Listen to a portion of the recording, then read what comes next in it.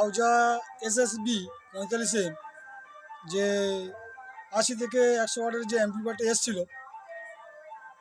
Problem যেটা ছিল main fuse যখন লাইন দিয়েছিল, মেন ফিউজ প্লাস ভিতরে বোর্ডের ফিউজ উড়ে যাচ্ছিল। তা দুটো ট্রানজিস্টার শর্ট ছিল এবং যে ফল্ট ফিল্ডিং ছিল সেগুলো কমপ্লিট করে দেওয়া হলো। এর বেসবোর্ডেরও একটু কাজ করা হয়েছে।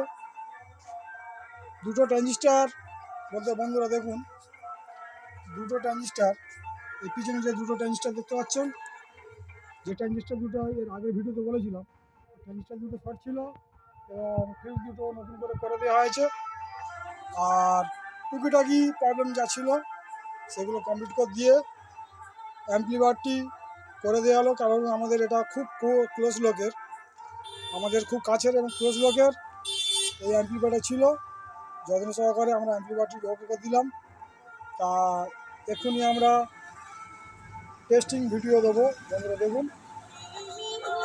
বেশিক্ষণ আমরা টেস্টিং দিতে পারবো না, দিলে কপিরাইট দেখাবো। আপনারা দেখবেন বন্ধুরা, অ্যাম্পলিফায়ারটি সম্পূর্ণভাবে দেখে নিয়ে সারিয়ে দেওয়া হলো। আর এই রকম যদি কোনো কারোর অ্যাম্পলিফায়ার প্রবলেম থাকে, বন্ধুরা এখানে নিয়ে আসেন। আমরা যত্ন সহকারে স্বল্প খরচায় আমরা বিভিন্ন অ্যাম্পলিফায়ার আমরা সার্ভিসিং করে দিয়ে থাকি। বন্ধুরা, অ্যাম্পলিফায়ারের আজকের যে ভিডিওটা আমরা রিপেয়ার করে আমরা দেখাবো বলেছিলাম, আজকে তার ভিডিও দিলাম। বন্ধুরা ধন্যবাদ, সবাই ভালো থাকবেন। আজকের ভিডিও এই পর্যন্ত শেষ করলাম।